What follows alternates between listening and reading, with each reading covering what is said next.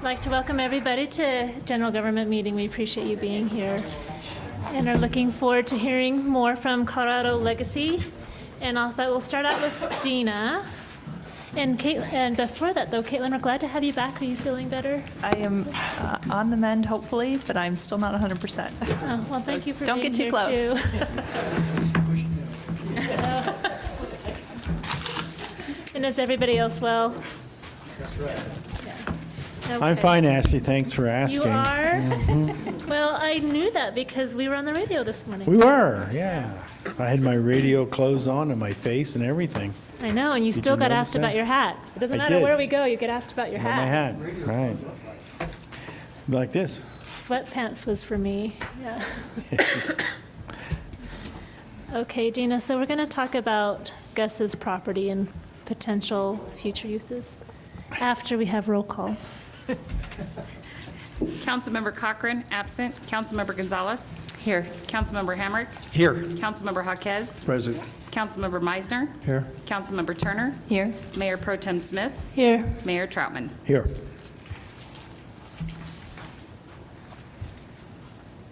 All right, Dina, thank you. I can jump right in.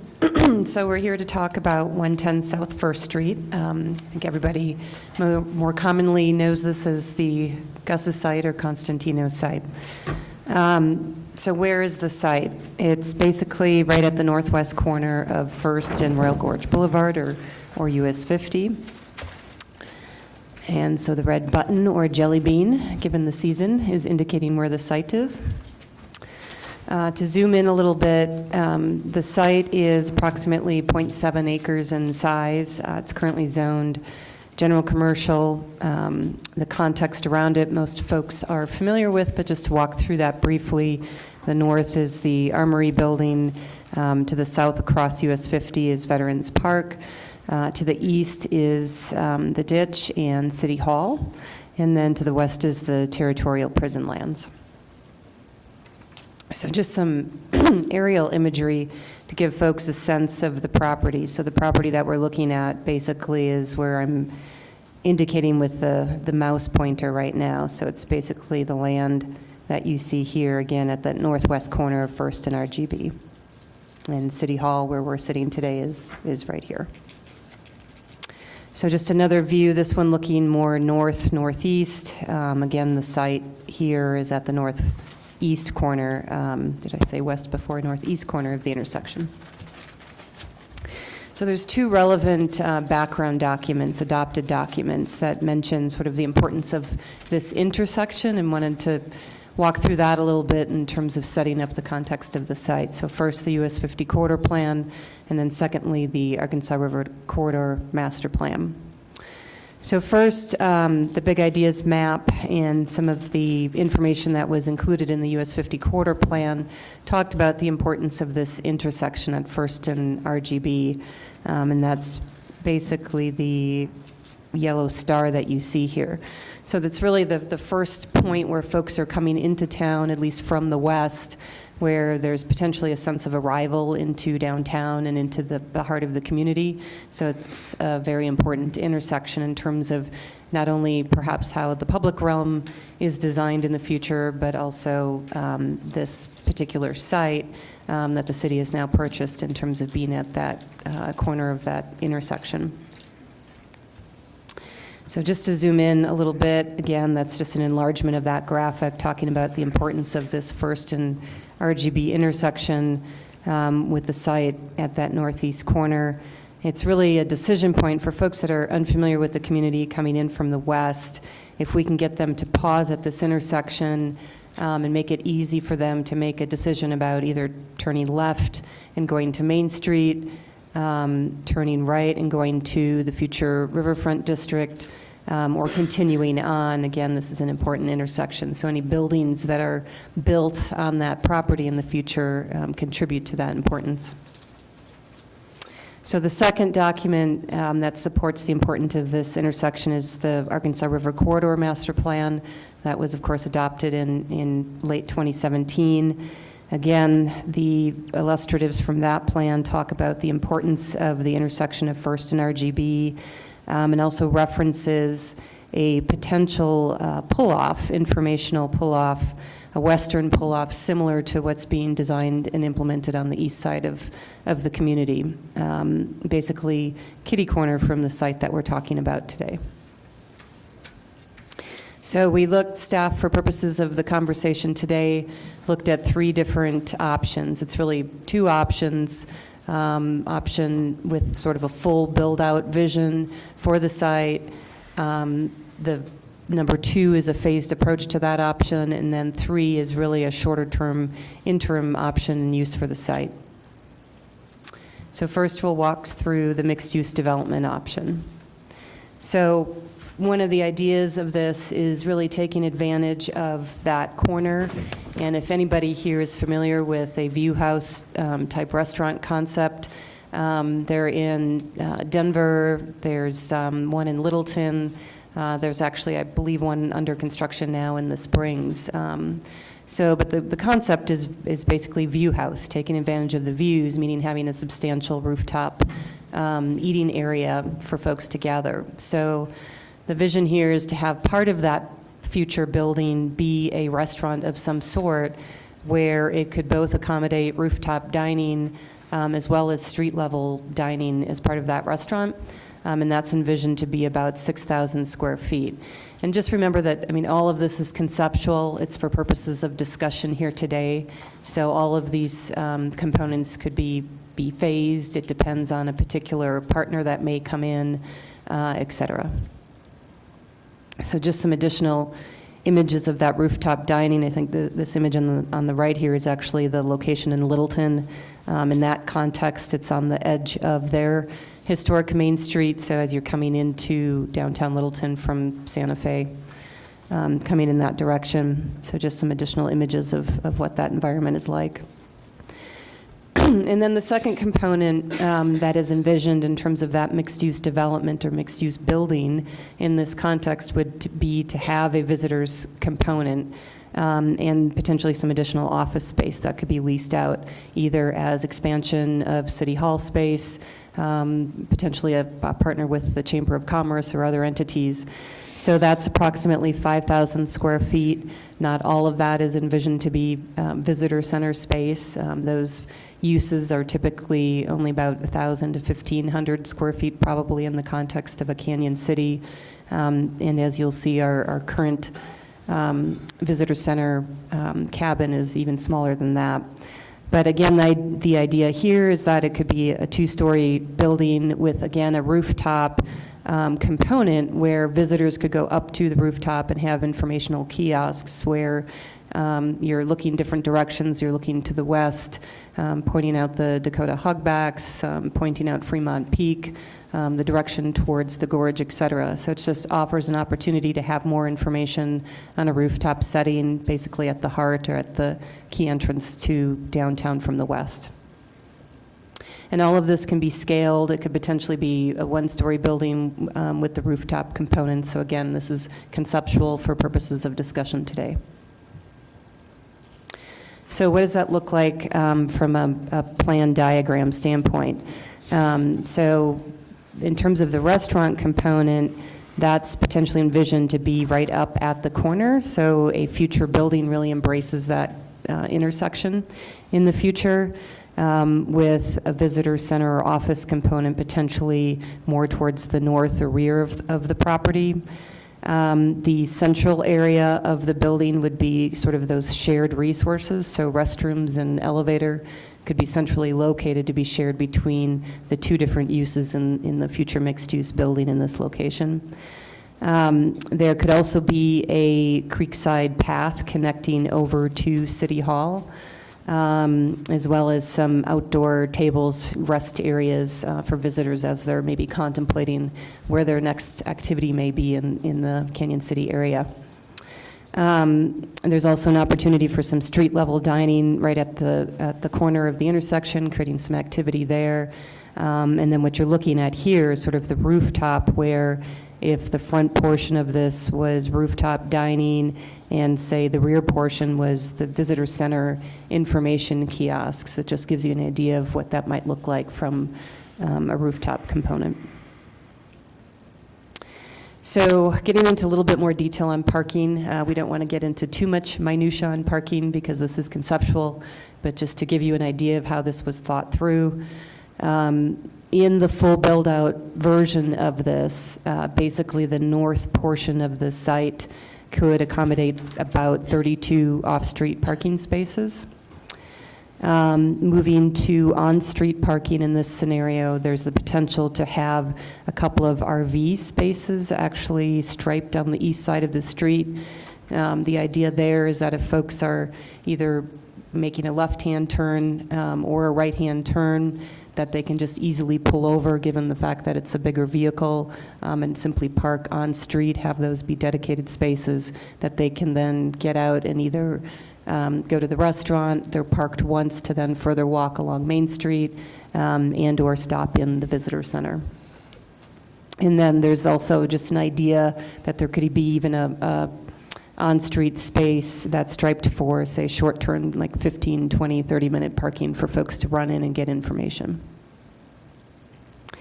And then on the west side of First Street, that could potentially be converted to angle parking. Right now, the pavement width, as it's paved right now, is pretty wide.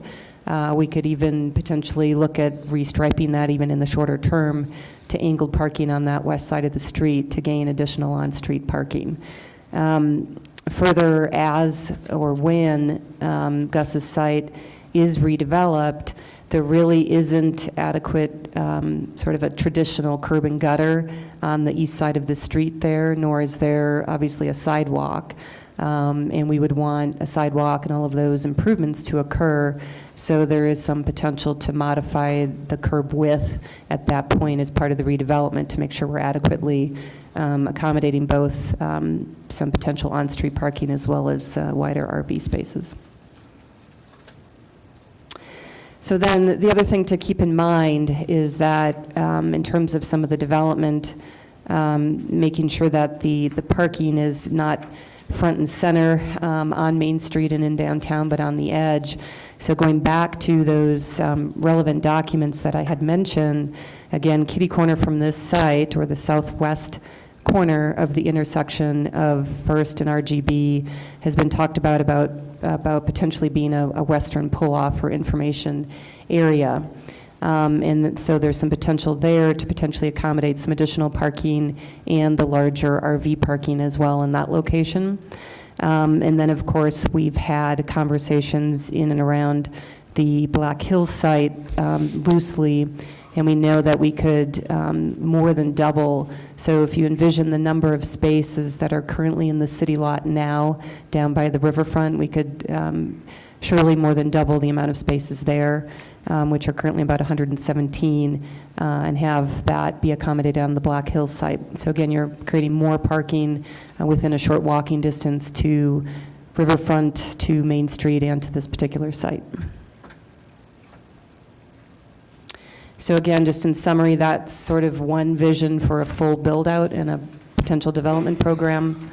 Looking at potentially phasing that, if there was a first phase of that, the strategy for laying out the parking in the short term to make sure that that future north parking lot is laid out to accommodate a future development expansion that can be done in the shorter term. So if we go back, you can see in terms of the full build out, that north parking lot could be configured now in the shorter term to accommodate a phased approach. So in terms of that phased approach, the idea here is that, let's say the restaurant would come in on the shorter term. They're a partner, they come in and build the restaurant. In that case, in the shorter term, there could be some additional off-street parking accommodated on the site. Or perhaps the footprint that you see here is an ultimate build-out of approximately 6,000 square feet of space with no future additional development.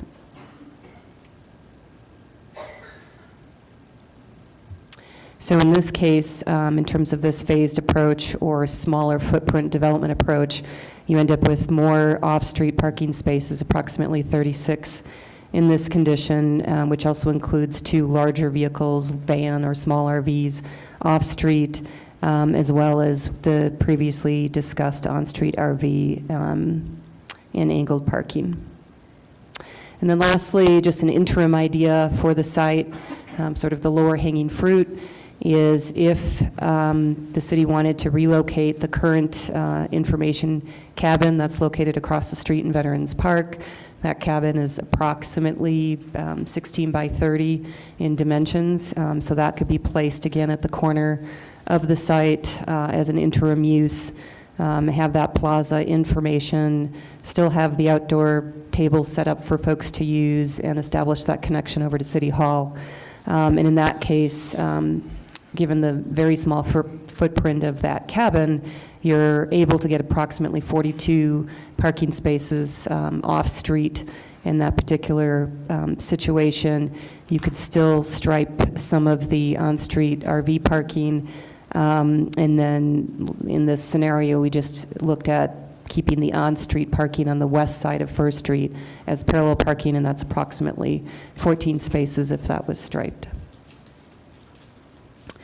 So that's it. So we could open it up for discussion. And remember, all of this is simply conceptual to get some ideas down on paper to spur discussion. All right. Do we have any questions from council? Do you just want to go around, or Start over there with Frank. let's start with Frank? Yeah, I'm looking at page 5.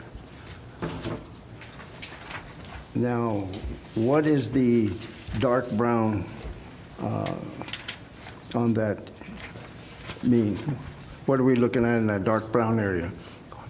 The one on the far up end. So, okay, are you looking at this graphic here? Yes. Okay. So within this building, No, so I want the... oh, up here? Yes, what's This that? is the Armory building. This is The the, Armory, okay. Yep, so this is the existing Armory building. I should also mention, one of the ideas in the shorter term is if there was a way to establish a strong landscape line in the shorter term, Okay. say with some upright evergreens to screen that parking Okay. from RGB. But so this is the Armory building in that site, which is just west of City Hall, so that's not within city ownership. Immediately to the east of the Armory building is City Hall, Okay. and then the site that we are talking about is generally where I'm indicating with the mouse. Okay, thank you. Dolly, did you have some questions? Yeah, well, first off, I'd like to say thank you for doing this. I like the idea of maybe as a short term, moving the cabin over to that property to see what the general census is and how well it will be embraced and used. I think it'll attract a lot more visitors if it's there, because it's not hidden back in a park somewhere. Open up the parking lot, because I don't know how anybody else feels, but I think it's a great spot for a visitor center in the future, that maybe the city and the chamber can network together out of that building. But that's further down the road. I think putting the cabin there would be a good way to find out if it would work well or not in the short term. Mayor? I have a couple questions. Tony, what is the time frame for getting rid of the building and everything else? Do you have any idea? So Gus's lease is until June, and Ryan and the staff are working on the contract for demolition. We'll use a private contractor, so imagine that would happen within days of his removal. Okay. The other thing, Dina, is is there any complications with traffic we see that, to me, it would make sense to also incorporate something across the street? Kitty corner, as you say, kitty corner or kitty cat? Kitty corner? Depend on your regional Well- speech. Right, it's, right, the upper Midwestern is usually kitty corner, not catty corner. I'm from the southwest, so well, there you go.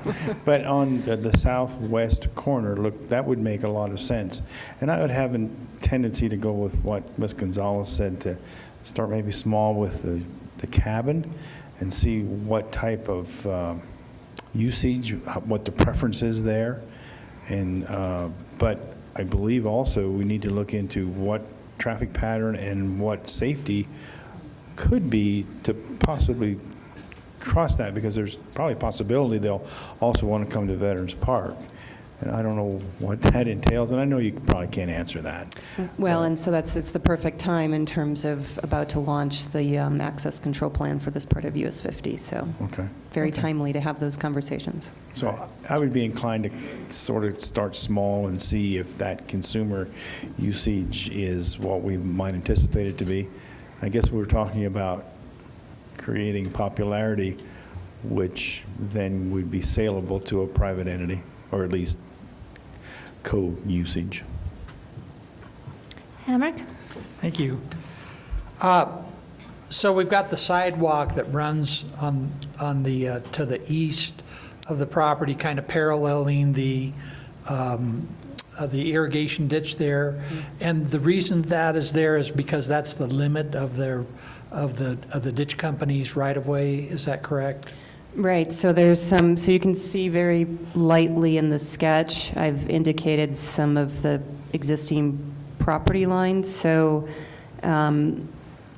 Gus's property is correct. It's sort of west of this dashed line and the edge of the sidewalk that you see there. This little angled area here indicates that to the north of that is actually the City Hall property. And then just the rest of this is in sort of an odd configuration unless there's a line missing in our GIS system. It appears that that is all CDOT right-of-way. And Adam may be able to answer that better.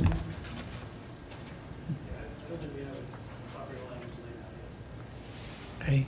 And also, so the property across the street, the kitty corner stuff, who gets to design that? Well, we know who the property owner is of that particular triangle, and so it would be first having conversations with that owner, whether they would do some sort of long-term lease with the city, and then, my guess is that the city would need to take on the design and construction of that. But it would not be CDOT. So there's a piece of land there that's actually in private ownership that's north of the tracks. Yeah, it's owned by Mark. We've talked to him, and he's clearly considering it, because it's a win-win if we can help promote the train experience with an entry statement there and allow people to pull off, and it's a win-win for both parties. So he's seriously considering it. Trade parking spots. And one final comment, if I was a restaurant owner, I think I would rather flip the visitor center and restaurant and have the restaurant rooftop not right on the major highway type thing is if it was my restaurant, I would rather see that and have, the, so just. And that's a possibility, just a thought. absolutely. Yep. Thank you. Am I, okay. I thought I read something in here about a signal light at first. Did I read that, Adam? You probably caught that from the graphic I had pulled from the Arkansas River Corridor Master Plan. Is that a reality, Adam? Long term. But that decision still rests with DOT, right? Correct. In previous discussions, I've always understood that the vast majority of the traffic, and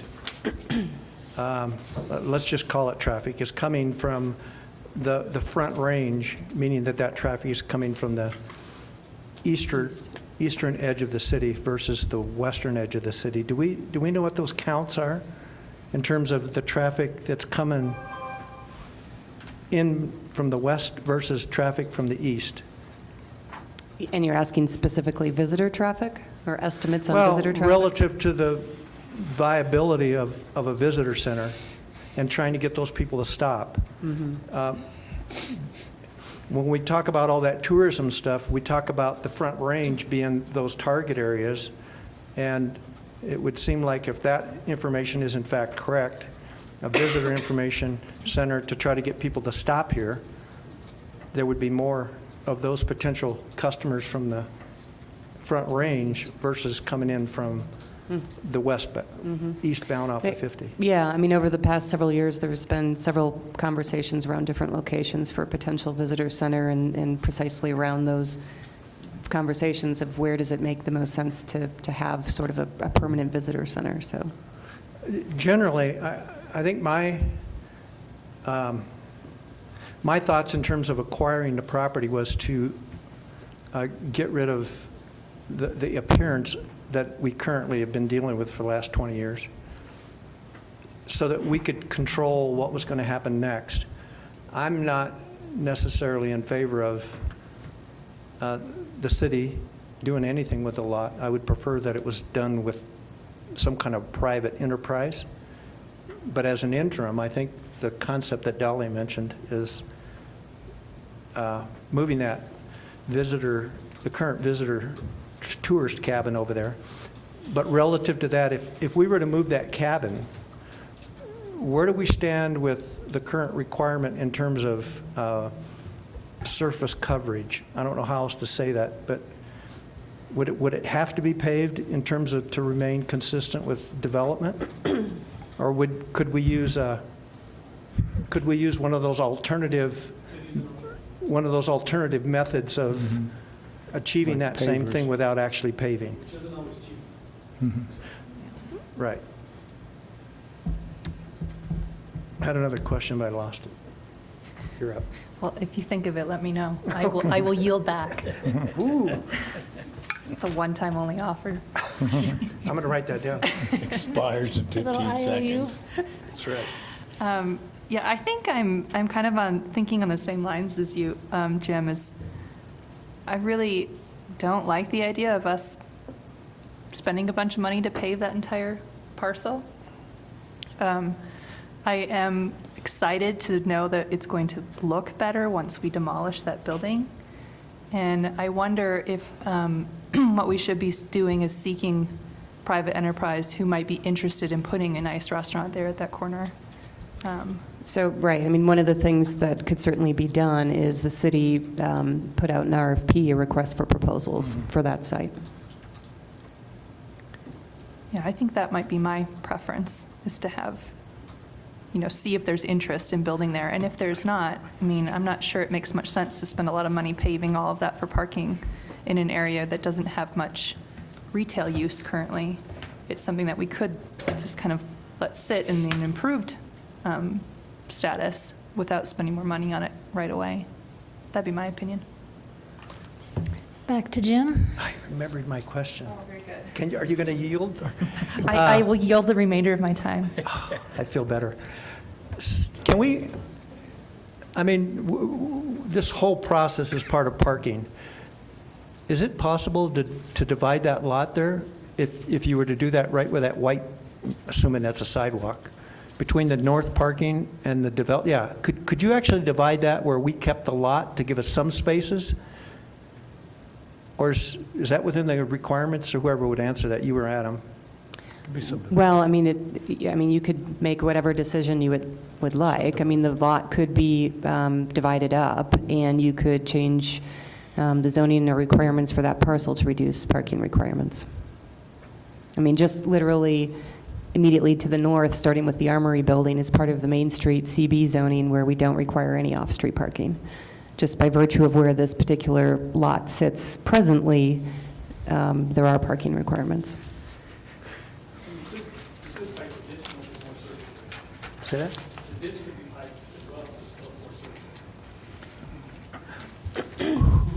Good night. But whose property is that? It's this. Yeah, but that would take away that kind of green space. It is kind of a nice little space. Mayor has But on another the- question, and then we'll go to Frank. I think from my perspective is that we need, I'm not sure if I was dealing as a realtor, that's an exciting site for me.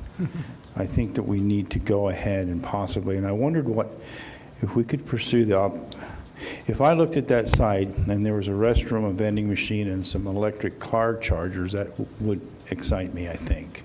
because that's going to be a popular thing that will enhance the usage and people stopping there. So I think that, and it's not going to cost the city anything, because they're willing, aren't they still thinking about?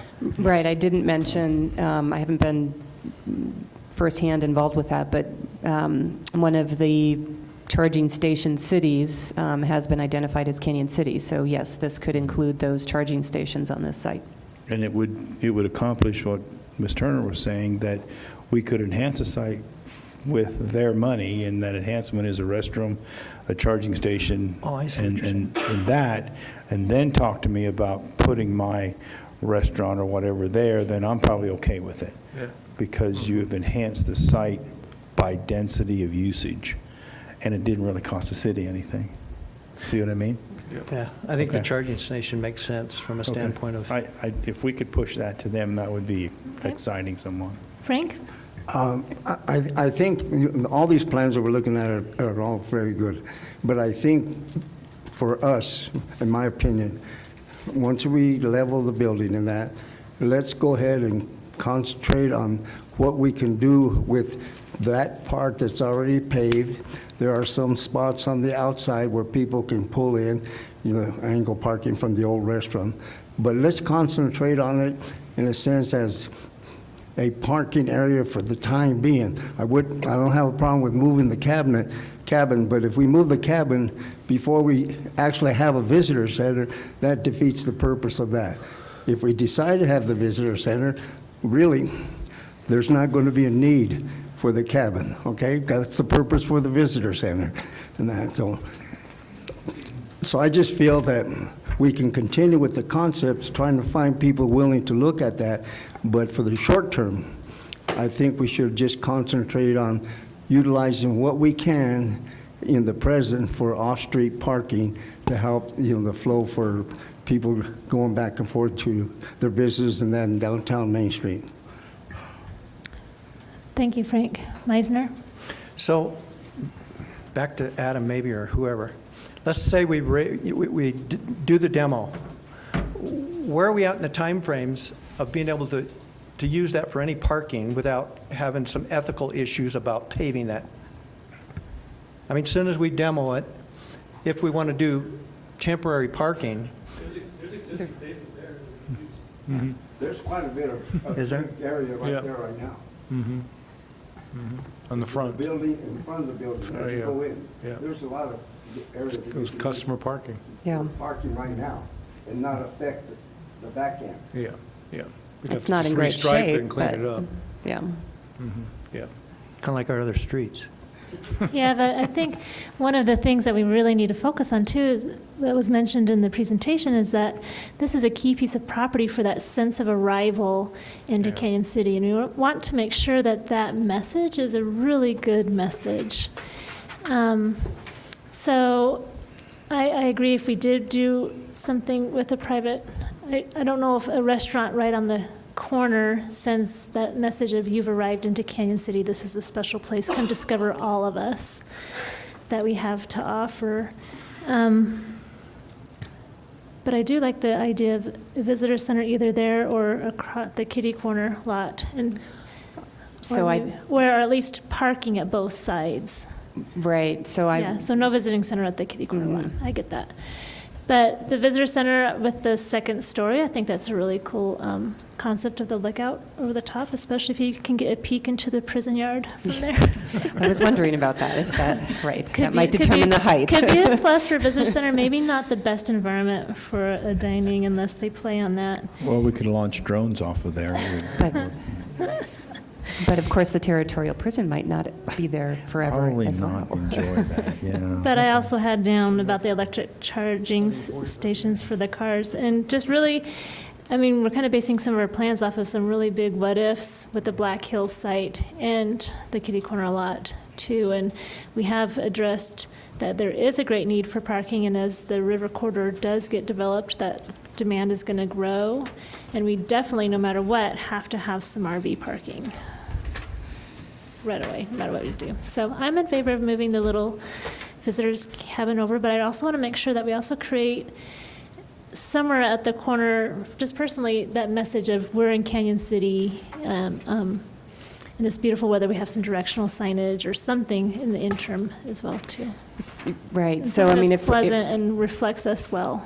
the moving of the cabin is meant to be an interim use, and sort of an experiment a bit, I mean, it could be placed more, back further where the footprint of the building is that's coming down, and that way we're using the existing parking that exists.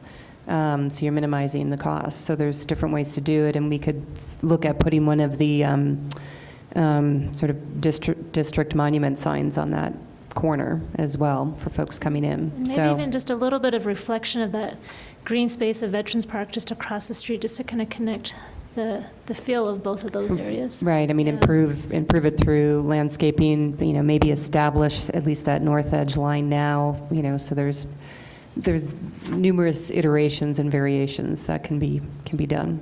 Okay, just for the record for council members, the buttons have been activated at this point, so if you have questions, go ahead and push them. Okay, Dina? So, yeah, I guess, so I'm hearing sort of a mixed input. Some folks saying, hey, let's just go out to RFP and let the private sector take control of this and flip it. And some folks saying, let's, try moving the cabin and do an interim use. So I guess still need a little bit more definitive Well, direction. Let's let some people ask a few more questions, then maybe we'll give kind of that direction. So we'll start with Jim. My button's working. Adam, what would you project or forecast as to what would happen? What would that intersection look like with the movement back of potentially a median to the city limits? We would have that calming effect. We would have ideally, we would potentially have a median between, let's say, the Territorial and First Street. We would already have some of that there to kind of change that. That's the US 50. Study direction calls for the median from First to, between First and Third. So you would have that common start right there at First Street, is what is in the current plan. Well, What happens west of that is still. what happens west of that was identified in the US 50 corridor plan. There were two different options to introduce a median west of First Right. Street to help sort of slow and get traffic to go in certain directions and stop and think and be able to turn and make that left-hand turn on First. But some of that to the east of First Street's already funded. Go ahead, Jim. Would you anticipate a whatever we're going to call it, a flasher or a pedestrian crossing there at First? At some point, yes. Currently, there's no warrant. So, but it's in every plan and every step that we've taken, some sort of crossing facility is in the plan. Any other questions from council? This time, let's start on this end and again, just reflect your ultimate vision for moving forward. Well, I agree that it is the gateway to our city when you're entering from the west, and so I do want that site to be pleasant for people to have a good impression when they enter town, and we all know that it's not the impression people get now, which is why we purchased the site. But I guess I think we should have a more permanent plan before we invest a lot of money improving the site. And if we have to wait till some of those what-ifs are answered before we can make that plan, that would be my preference, rather than spending money that we're probably then going to, alter what we've done with the pad after that. I would suggest, obviously, cleaning the site first. And then, as Frank suggested, we do an RFP. We see what the interest is. If it doesn't look like that there's much interest there, then we go to Plan B and look at those. But again, my thought was we're acquiring the property to clean it up. We're not acquiring it to develop it. So yes, my thoughts are that, number one, demolish the buildings, see what we've got, see what our opportunities are for improvements, making it look nice, see what we can do in terms of perhaps some interim parking. I really do like the mayor's idea of getting someone to pay for installing a charging station there with a restroom. That would, if we get it decided in the right place, it would, I think, add a lot of value to the property. But as far as moving the welcome cabin, you know, let's get the property cleared off, cleaned up, maybe look at the charging station, make what improvements make sense. I mean, even if it's just picnic tables along there and you've got noticed RV parking, so people have enough time to think about, hey, there's a place coming up that I can park my RV, would give us a lot of use of that site, give us a lot of, and developers a lot of ability to say, this is a site that maybe can make, do Canyon City proud and make some people some money. Mayor, Oh, you were next, no? I'll go last. Okay. Yeah, I would like to see it clean. I think that'll make a tremendous difference with that being gone. Retain the parking lot as best we can, pursue the enhancement, it's free, basically, for the electric car charging stations, and then let's see where we're at. Okay? I also agree with cleaning it up first. Just demolish it and let's get that cleaned up so that we have a clean slate to start with. The idea of the car charging stations and maybe moving in that direction. I don't know, I think we just need to see what our options are when we get to that point. We still have some time, so. Frank? Yeah, I mentioned that car charging station a long time ago, but it's important. But I think more importance about before we install those stations is have a clear view of where we're looking at. Because once we install them, they're there. But once you have a clear view, then it gives us better insight as to where they're going to best serve, whether it's a visitor station, a restaurant, or whatever the case may be. And then we can still put them in at that time. Okay, so we still need that overall plan. I agree with, demolishing, and I'm also okay with doing an RFP to see what kind of interest we have, but I would like to see at least an element of a public-private partnership so that we could at least maintain, maybe in that corner, that aesthetic sense of arrival into Canyon City. And if we can do that in partnership with a private company, then that could be a little bit more affordable. Do you have enough direction? Well, I'm going to ask Adam, if Adam's aware. So I guess the question is, with the charging station and the requirements around that, are there any requirements that needs to be on public property, or do we know any more information about that at this time? Or Ryan? I've been in touch with the states, and they said somebody from the organization who received the grant will be reaching out in April or May, so we're right in that time. Because I'm just wondering if there's some requirements that needs to be retained on public property, and that may affect some of the decisions moving forward. Yeah, so it sounds like we have some more homework to do, and we have some time to do it. I would like to see sooner than later some RV parking laid out exclusive for that, because no matter what, we need to have that. And if it's just on the street, that's not a big investment. It's just a matter of Paint is cheap. paint and Relatively hopefully speaking. including that on some of our directional signs is too, And a that are few wayfinding signs. signs that are coming up to include that. Yep. Okay. Jim has a question? You mentioned that kitty corner.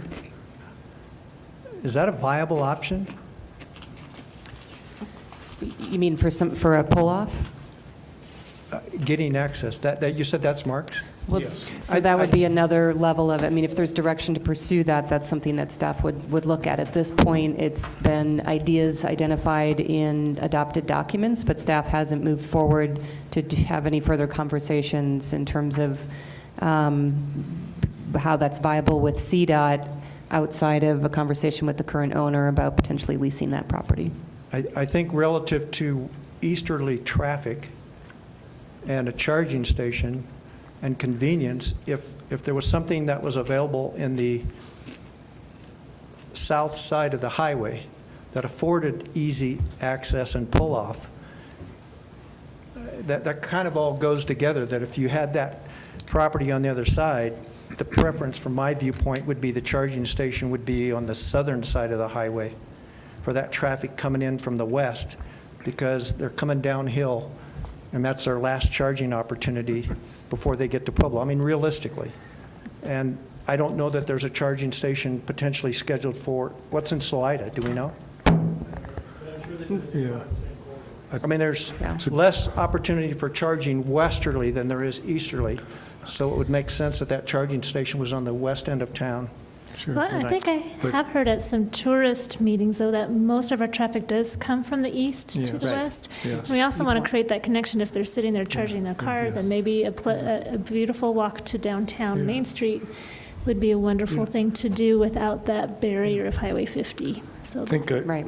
your idea is appropriate and valid. However, part of the charging station, the concept that has been discussed with us included, as the mayor referenced, restrooms and vending machines, and that piece of land cannot accommodate all those uses. Yeah. But we'll learn more when the party that's been awarded the opportunity to create the charging stations works with us, so we'll have more details soon. All right, are we good to move on then? So, well, one more thing I guess I'd like to get direction on. Would you like staff to pursue a little bit more work on that kitty corner piece of land in terms of a potential western pull-off, parking spaces, lease agreement with the current owner, working with CDOT in terms of potential access? The kitty corner one? Yeah. Yeah, we need to clean that one up. I mean, there's a lot of utility stuff in there that makes that pretty ugly, based on the pictures you gave us a couple years ago. Okay. All right, thank you so much, Gina, for your Thanks, work on Dina. this. We Good really job. appreciate it, and I've been really excited about the next few months coming up. So Thanks. Thank you. All right. So, I'm done. Item number 2. All right, we'll go ahead and invite Colorado Legacy Land Cleanup Project and Property to come up. Go ahead and Dina's going to probably be moving, and you can each take a seat with a microphone. Sure.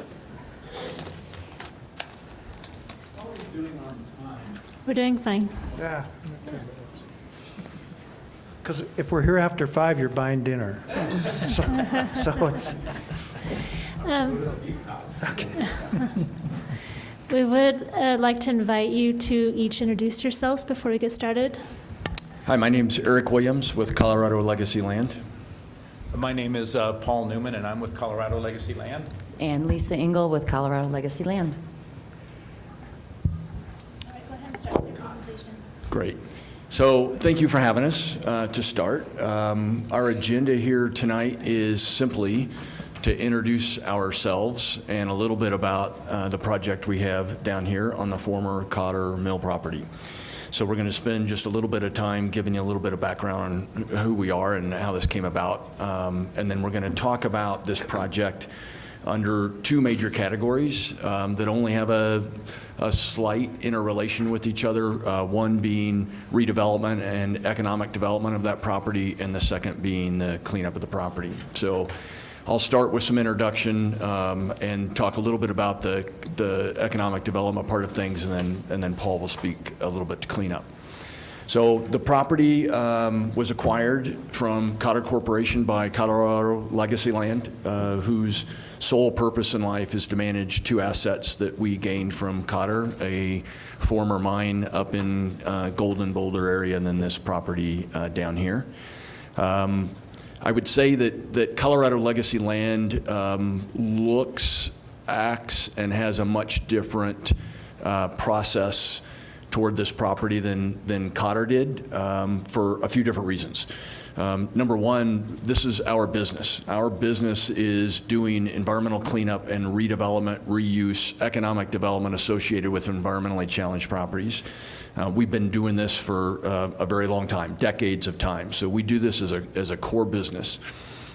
Second aspect of it is It was the nature of the transaction with Cotter in which the cleanup funding was provided up front as part of the transaction.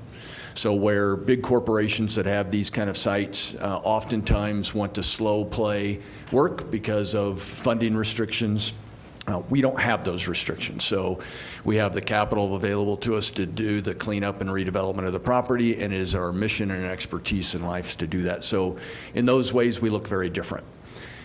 Colorado Legacy Land is an easy group to understand and work with in that we are owned and managed by 3 people, 2 of them here tonight. So there are 3 managing partners and owners of the company, myself, Paul, who you're going to hear from a little bit, and then Jim Harrington is the 3rd managing partner. We are the ones that make all the decisions related to the company and therefore the project. We all 3 work on this site every single day. And it is, and that will be the case for a very long time. So before I get into a little bit about what we're doing on the economic development side, and we talk a little bit about environmental, philosophically, our approach to this site includes immersing ourselves a fair bit into the community. We didn't want to just come in from the outside and take over and start doing things there. We've really wanted to be inclusive with the community and be a part of the community as we move forward. So we started by buying an office at 1107 Main Street, you might be aware of. So Colorado Legacy Land is based out of that office. And then we also lease space to our prime contractor, Alexco Water and Environment. So we have a very strong presence already in town. I recently joined the board of directors of the Fremont Economic Development Corporation. And so you're going to see us continue to immerse ourselves in the community. And then related to that philosophy is to be inclusive in the decision making in the process that we go through. So open and inclusive is a big part of what we do. That might be something different than maybe you've seen on this property in the past, and we're happy to operate that way for a whole host of reasons. So we'll talk about how we do that as we kind of go through the process and talk about economic development and then cleanup. So those are the kind of the background, the philosophy on things. I mentioned that we look at it in kind of 2 silos, reuse, redevelopment, economic development, and then cleanup. I'll speak a little bit to the reuse, redevelopment, economic development side of things first, and then we'll talk a little bit about cleanup. On that, a lot of times a quick question comes up, what is going to be the future use of the property? And the answer to that is, we don't know.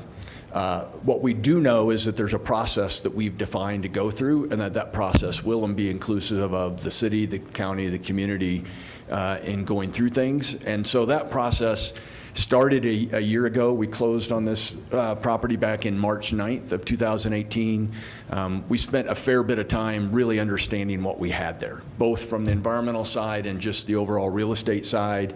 We did things behind the scenes like perform opportunities and constraints analysis and development speak, understanding the many and great opportunities associated with reuse and economic development associated with the property, as well as some of the constraints offered by the property that are not just environmental, but others, utilities and other aspects of the property that might be challenges. So we really needed to understand that first.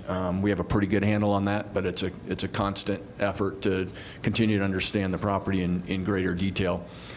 Then we wanted to get a better handle on what the market was saying, again, development speak, and trying to understand what the market tells us might be best and highest use to the property.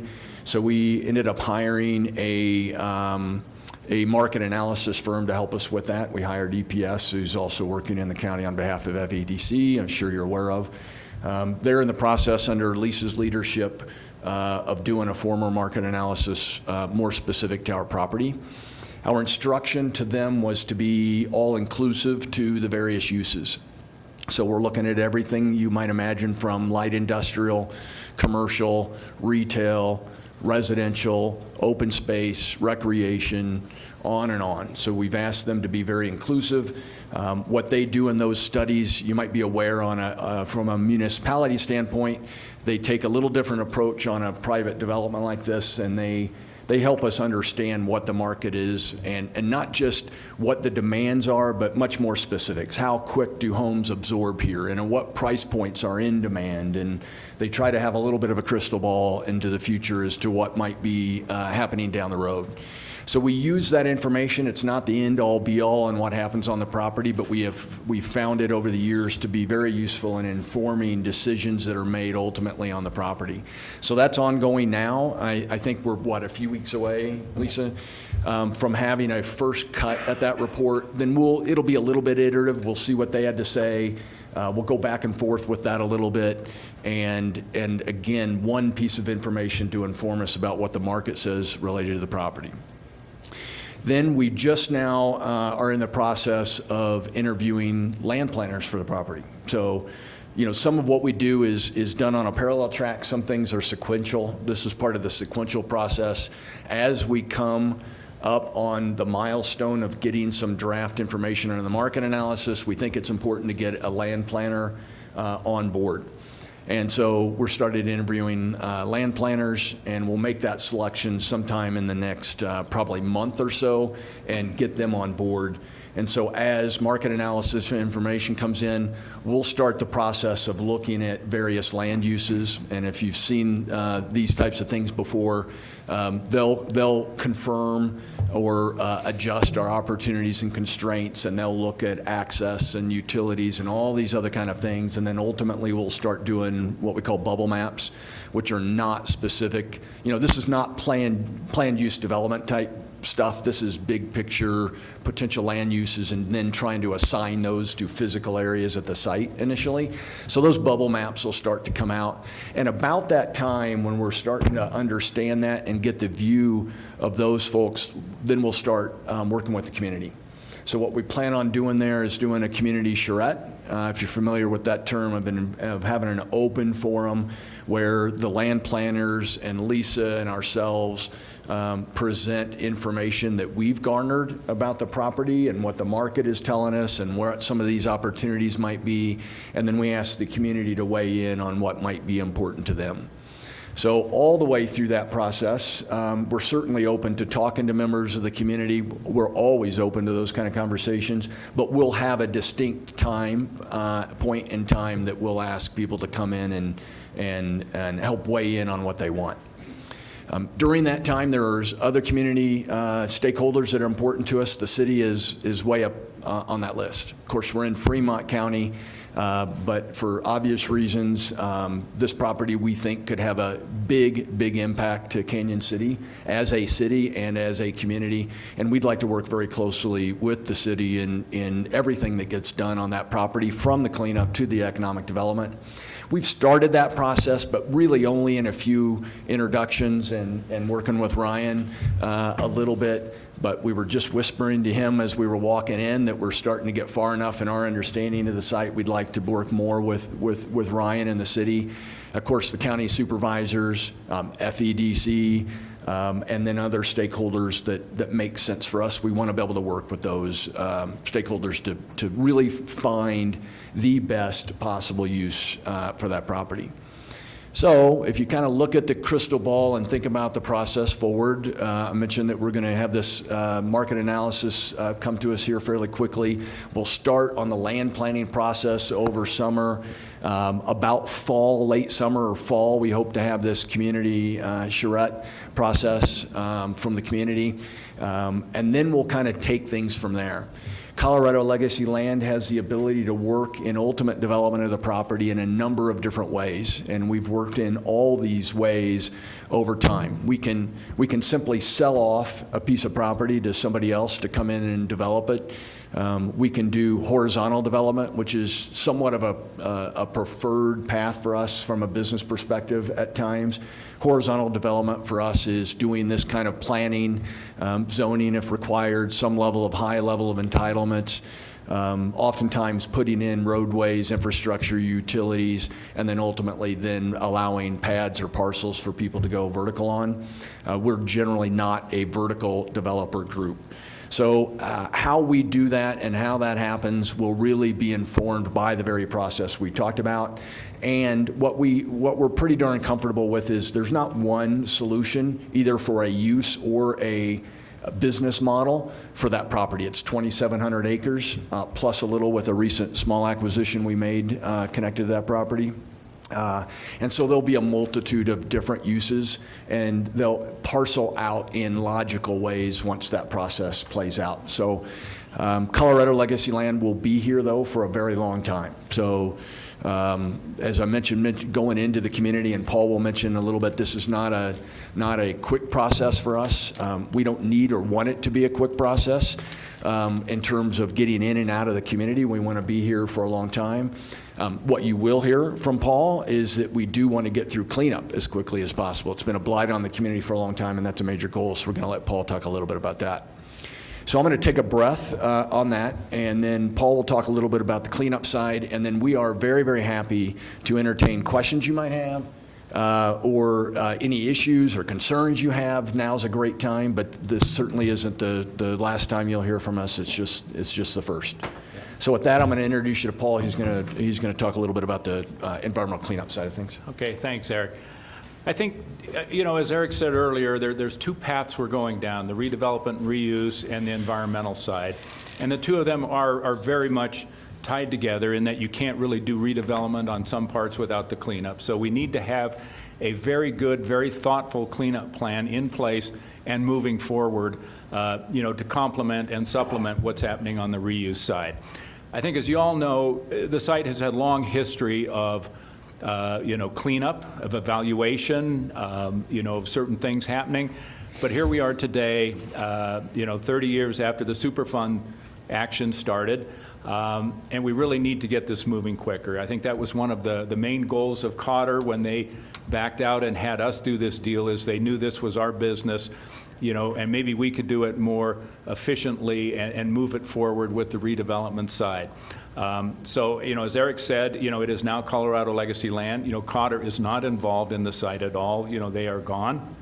And it is now our responsibility to go in and do the cleanup. So on the cleanup side, it's a fairly complex environment we work in. We have a number of masters, from the regulatory side. We have EPA, the federal government, on the Superfund action that we are working on. And then on the kind of the uranium mill licensing side, we have Colorado Department of Public Health and the Environment. So we deal with them kind of concurrently on cleanup, closure, and management of the site. The challenge to us is to make sure that we are in full compliance and everything meets the programs on both sides. But more importantly now is the sense of urgency. And what I'd like to kind of leave you with is one of the things that we come in and look at the site is that we need to get the cleanup going. We need to get it done from a health risk standpoint, to make sure that the cleanup of the groundwater, the soils, air, and so forth is taken care of and done. We don't want any of those residual risks out here, that may affect the local community. But it also needs to get done to promote the reuse or, looking at any potential use of the site. So our primary focus now and our urgency is to get in and really jumpstart that cleanup process. And to do that, we've got two things going on again on the environmental side. We're following the process laid out by Superfund, kind of continuing where Cotter had left off. We just completed the first big step of looking at all the data that had been collected over 30 years, assessing the usefulness of it, and then more importantly, finding out are there data gaps, and then putting in a process in place to go out and collect that information, whether it's on soils, groundwater, surface water, what have you, so that we have a full data set to really support decisions to clean the site up. So as that's going along, we just, as I said, did the one study. We're having the data gap analysis. That'll kind of come in later in the year. And then following on the heels of that is actually going out and doing the field work to collect that data. While we're on that process, we also looked at the site, and there are a number of actions that we would really like to get in and get going right now that will address some of the more immediate risks. And the immediate risk to us is groundwater, making sure that we've stopped any kind of continued contamination of groundwater, that we've stopped any movement of that from the site. So to do that, we're implementing what we're calling interim actions, working with EPA and CDPHE. And the first interim actions we're going to be doing is to go in and look at, some of the, in one part of the facility, there's some chlorinated solvent contamination that's in the soil and groundwater, and quickly getting in, assessing that, and addressing that for cleanup. Also, as that's going on, there are certain parts of the site that still have, ore pad material and other kinds of, compounds in the soil. We're looking to get those picked up and removed so that we don't have a continuing source of contamination into groundwater. That material will get moved up onto the tailings impoundments, where we can also use that as bedding material for building large evaporation ponds that will help us in a water management program at the site, for getting rid of evaporating, groundwater, water from the tails, and other collected water, so that we don't have this endless cycle that has kind of been going on for, 15, 20 years, but it really allows progress to be made towards getting closure of the site. All of that, we're looking to get going this year. So we've been working closely with, EPA and the state to really get those pieces going. Our primary focus in the first year was to get the, the quick transition, from Cotter to our new team out there. And as part of that, we took on a lot of the old folks from Cotter that had been there doing the work at the site, so that we could keep that knowledge base and so forth moving forward. So we're now getting ready to implement a number of these big programs. As we work with the agencies, it's also important for us to be, transparent with the community and so forth. So a very important part of that Superfund process that came was the Community Action Group, the CAG, and there's a number of those folks that are here, and we've had a very nice time getting to know them, but maybe more importantly, getting to know kind of their knowledge base of the site and their concerns, and understanding those and working them into our process as we move forward. Again, we would love to be, have that same relationship with the city, the county, and anybody else. We'd invite all of you to, participate in our, community action group meetings that we have once a month.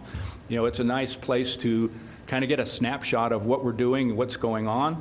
Also, as this work progresses and you have some questions or concerns, if coming out to the site would be helpful, we'd love to do that. As Eric mentioned, our office that we have, we've moved most of the people out of the site into the office down on Main Street. It's a nice place to come in if you have questions, to sit down where we can put maps out, look at, some of the various figures, and just get a better understanding of the site. Right now, the focus, all of that, is certainly on the environmental piece. But as Eric says, as these other pieces that Eric and Lisa are doing develop, we'll have those other, complementary pieces for the future use of the site.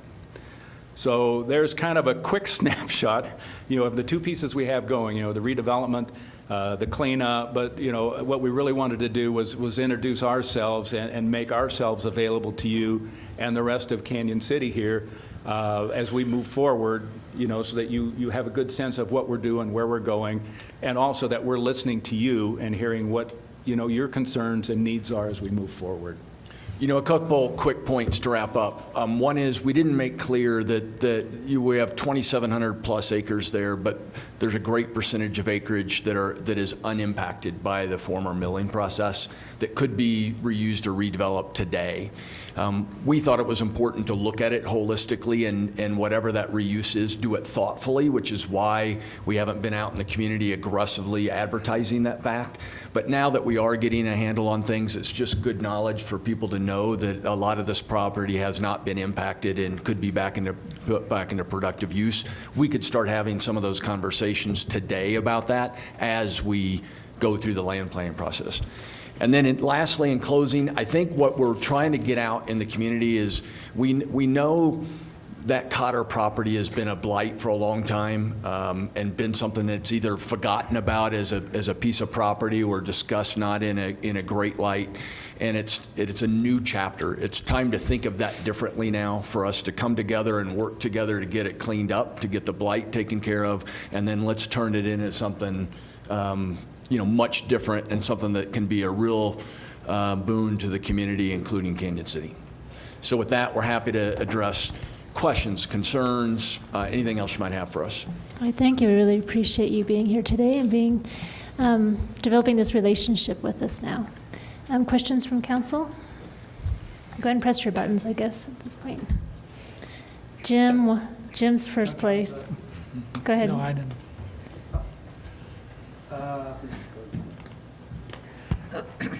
Maybe more to Adam. He's still here.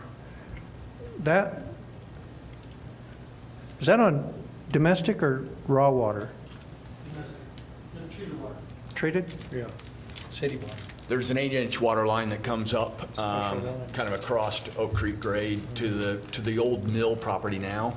But I will tell you, all that mill has either been demolished or is being demolished in the near term, almost all the buildings. So currently, there's not a water need on the property. I will tell you that when we look at opportunities and constraints on development, water is almost at the highest list for constraints. Doesn't surprise anybody here. We are looking into options for solving for that. We have worked with City Water already to understand what pipelines exist and what opportunities are there, but we have a lot of work to do, solve for water, for that rate limiting step for development, for sure. Dolly? Is there an established timeline or some kind of,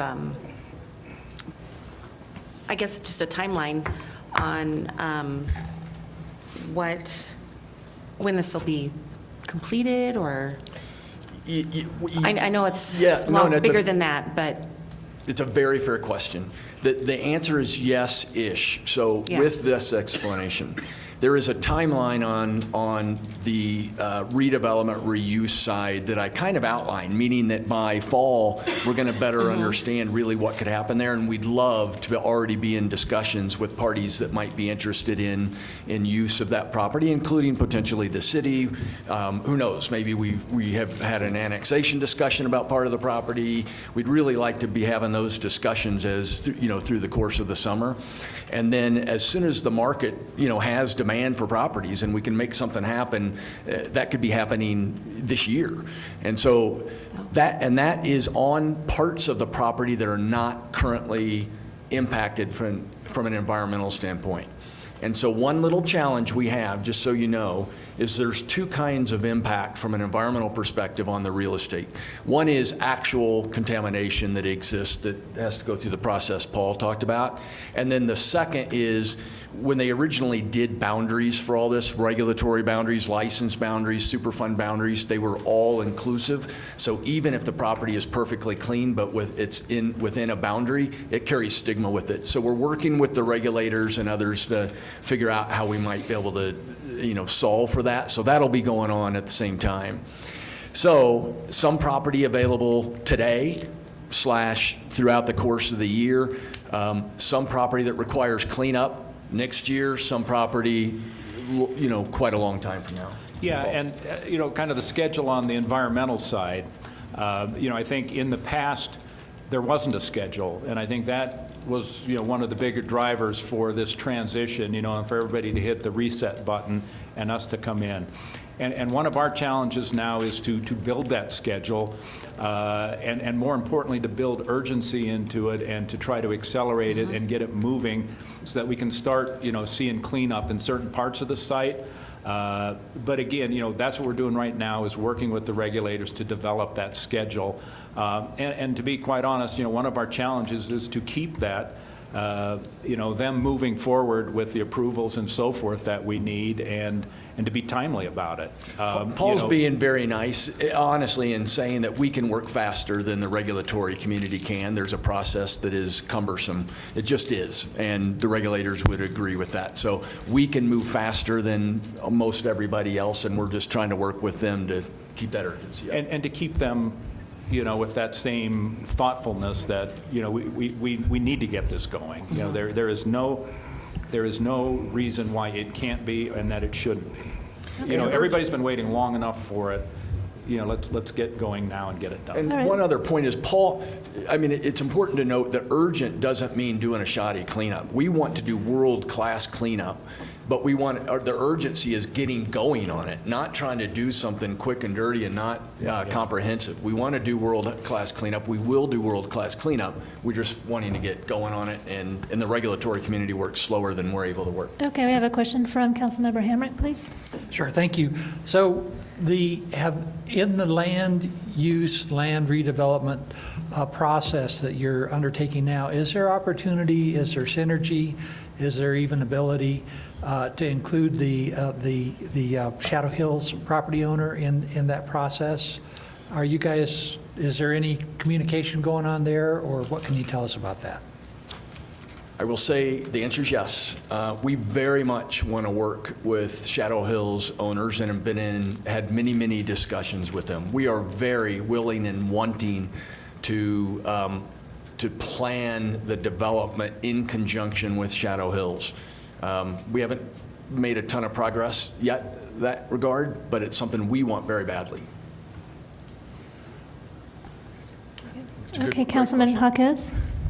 I don't know if you folks have done this or thought of it as of yet, but just like the scenario we went through a little while ago with that property on First Street, I think that would be beneficial when you have other meetings for the public to attend. If you have some kind of a mapping area, and your mapping area indicates that part of the land that you say is already ready to be developed, and the other part of it shows the cleanup area on there, so that people, even though it's all vacant land out there, at least they have a visual idea of this is the part that's still the tough part that we're working on, and this is the part that potentially can grow right now. So I think something like what we just had here, if you folks can have something like that at your next meeting, that gives a lot of people more of an insight of the total property, because like you say, it's over 2,700 acres of land. So great point. And we're all over it, and I'll tell you why.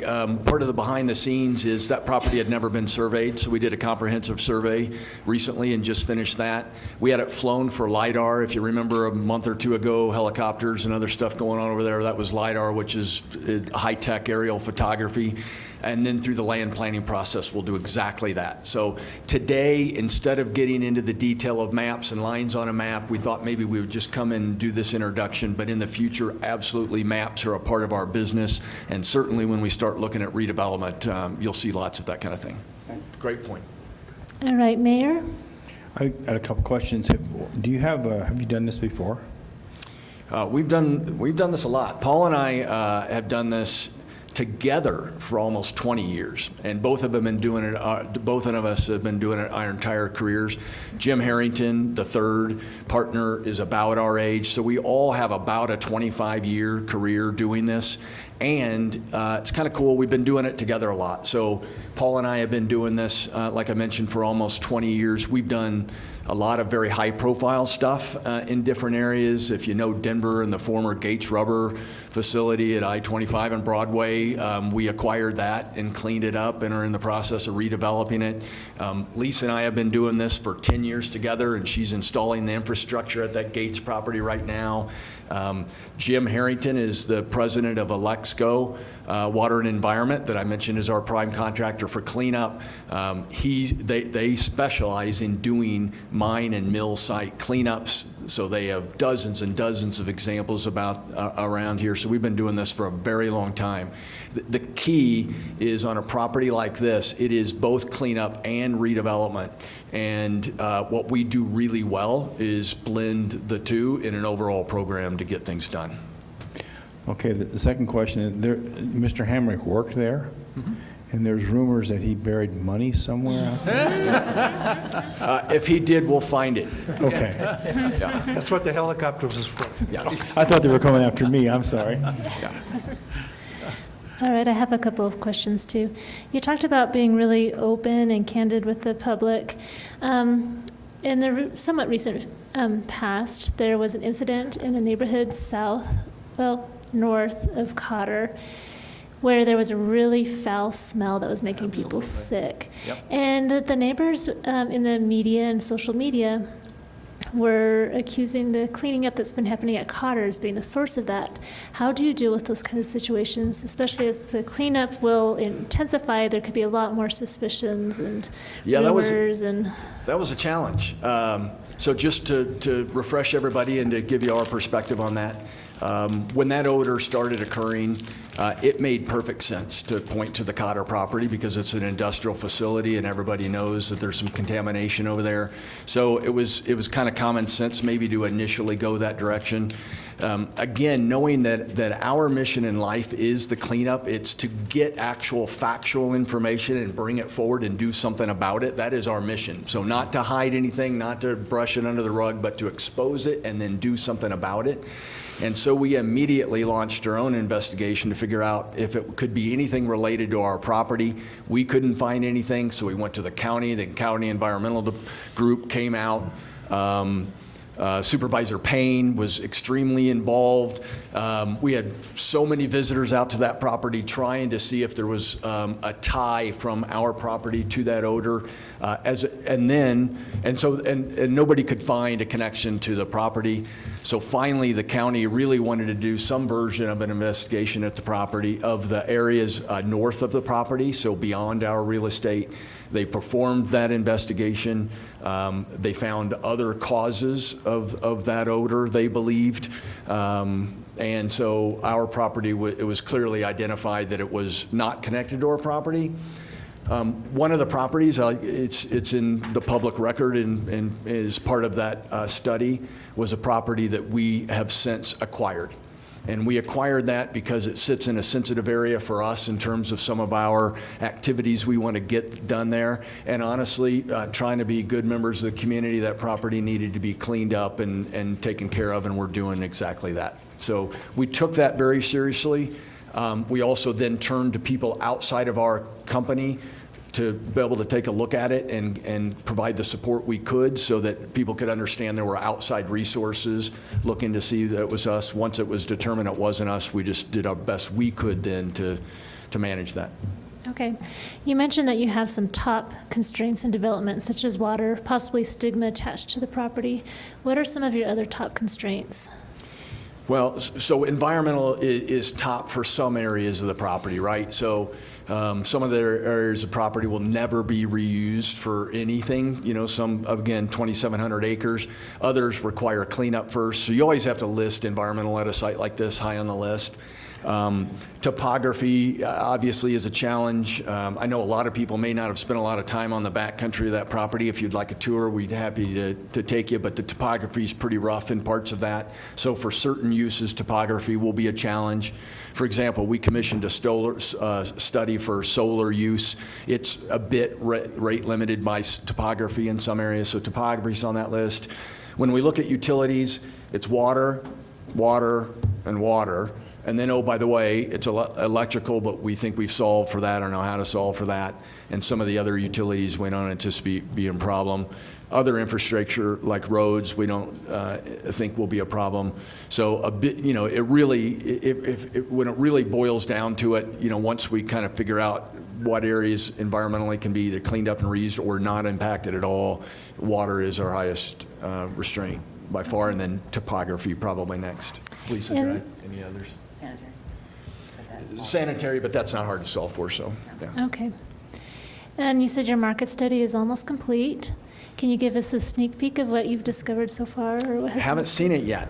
So we've been chomping at the bit to see it. We gave them a lot of information, but so far it's been one-sided in that we've provided them information. We get our first peek in a few weeks. Like I mentioned, it'll be iterative, so there's not some grand report that gets published in 3 weeks. It's more them providing us what they found so far. We'll then iteratively go back and forth, gives them some information, some feedback on what we read, and it'll be somewhat of an iterative process and a little bit of a living, breathing document for a while. Okay. And the last time we met, I was able to meet you before when you very first came into town. And you had mentioned that you might have a lot of open space that might be available. Is there still, do you think, a possibility for some open space use or trail connectivity and things like that? We're certain there's going to be open space. That's a big hunk of property, and it is an unbelievably beautiful piece of property. It's just been one of my favorite things this last year is spending time in the back country, and I've tried to lay my eyes, we've tried to lay our eyes on every square foot of property, which, by the way, really teaches you how big 2,700 acres is. But we have been doing that. It's a beautiful piece of property. It is absolutely prime for some version of open space. I mentioned stakeholder outreach. So we talked about, right, the county, FEDC, the city. We also sat down with FAR to bring them into the equation. And so we're continuing to reach out to those kind of stakeholders and respond to them when they reach out to us. There's no doubt some version of open space connectivity will be a part of the future of that property. All right, wonderful. Thank you so much. I would like to reach out to CAG. Does a representative from your group want to address City Council at all about your experiences or any feedback? This is your woo-hoo moment. Yeah. No, I'm Carol. Can you please come to the microphone? Oh, Yeah. all right. Yeah, you know I love talking in that. We can get you a different one. No, that's fine, this will work. I'm Carol Dunn. I live in the city, but we, of course, had Hilltop Market in Lincoln Park for many, many years. I got involved in Superfund questions and activities in about 1986. So, you know, I've been working on this issue for many, many years. We are pretty happy with CLL. We don't want to get crazy and, you know, start being totally embracing, but we're cautiously optimistic. They have been very open with us. They come to the CAG with plans that they have before, sometimes even before the agencies know what's going on, which gives them some input on how things are going to be accepted, I think, too. The Community Advisory Group is oh, by the way, thanks for renaming us to Community Action Group, you call us. It's like, no, we can't do anything. We're just advisory. But we really appreciate being able to be an advisory capacity. I can't remember where I was going with that. Well, we're an EPA construct that is charged under the EPA to interact with the community. And we meet every month, the third Thursday, normally at the Garden Park building from 1 to 4 with the agencies, with CLL, and we have, I think, 12 CAG members right at the moment. This month in April, we try to each quarter have an evening meeting to involve more people. This month in April, it's April 18th it's from 6 to 8 at the Abbott's Room at the Abbey. And please disseminate that information to the community. We are working very closely with CLL on all these new projects. They've had some looking at some of the effect of the hydrology on the ditch system out in Lincoln Park, which is really interesting. And we are very hopeful and excited to be working with them to get not only the cleanup done, but some use put to that huge piece of property out there that the county can really use. Thank you, Carol. You're welcome. Well, if you've been able to warm up the CAG, then that bodes pretty well for your future here, so thank you. Are there any other questions from council? All right, well, again, we'd like to thank you for your time and for coming here and your commitment to Canyon City and Fremont County and cleaning up Cotter and making it into something that we can be proud of. Thank you. Thank you for having us. Well, thank you for the invite. Thank you. All right, before we end, we'll just want to remind everyone that Harry's retirement party is this Friday at 2. And Harry, can you introduce who's with you?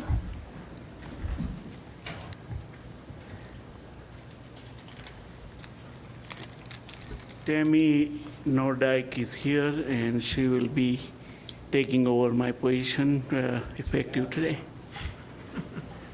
And Tammy, you want to say something? Yeah, we would love to have you introduce yourself to us, Tammy. It's the first time, at least I've been able to meet you. Yes. I'm Tammy Nordyke, and as Harry said, I'll be replacing him. So I just appreciate the opportunity and look forward to working with everybody. Do you have questions for me? Well, we're going to have lots of questions for you. Go ahead. Looks like Dolly's ready No, already. I just, welcome. How big are your shoes? His shoes are huge.